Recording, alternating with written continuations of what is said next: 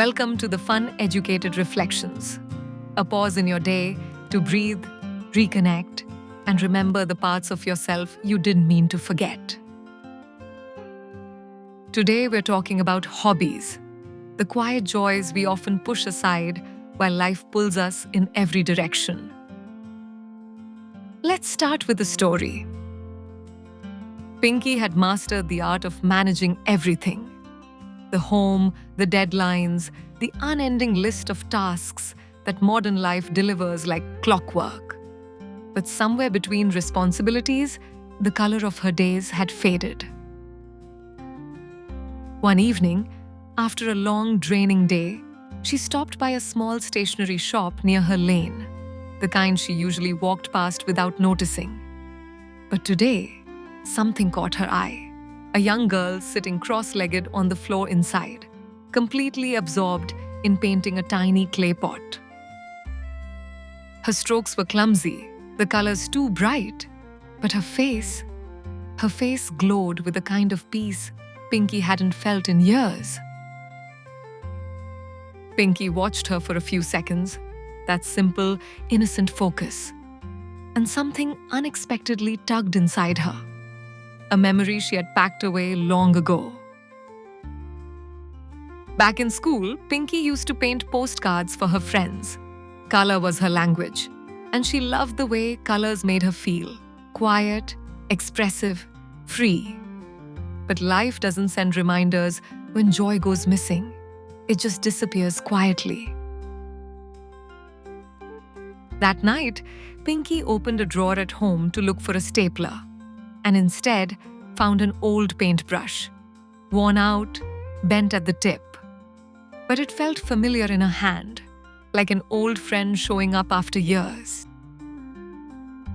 She hesitated. The logical part of her said, "You're tired. Leave it for the weekend." But something softer whispered, 5 minutes. Just 5.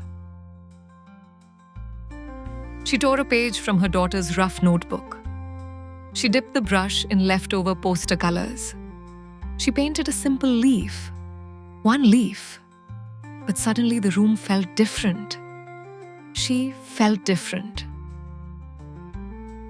For the first time in months, her mind wasn't racing.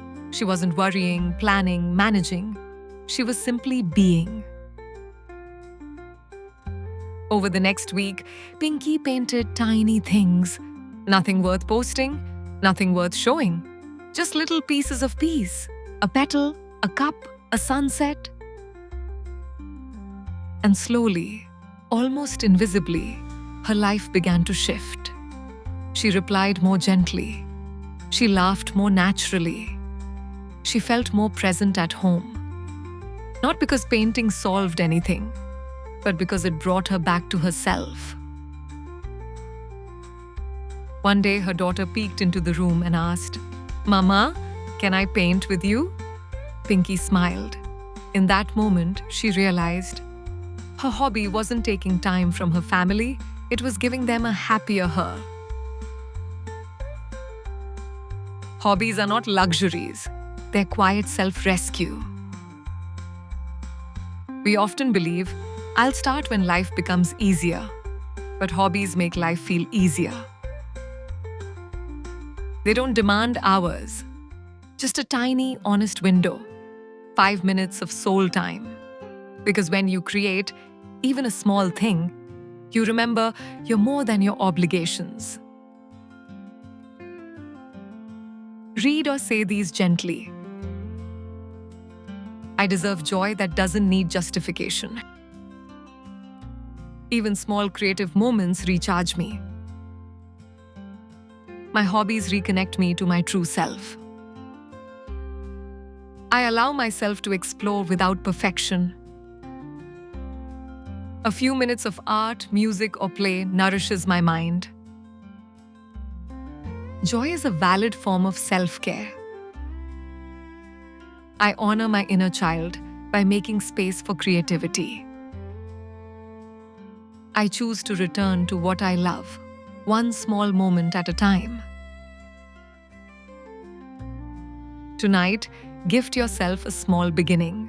Open that old notebook, dust off the guitar, boil water for a forgotten recipe, sketch something silly, sing a tune you used to love.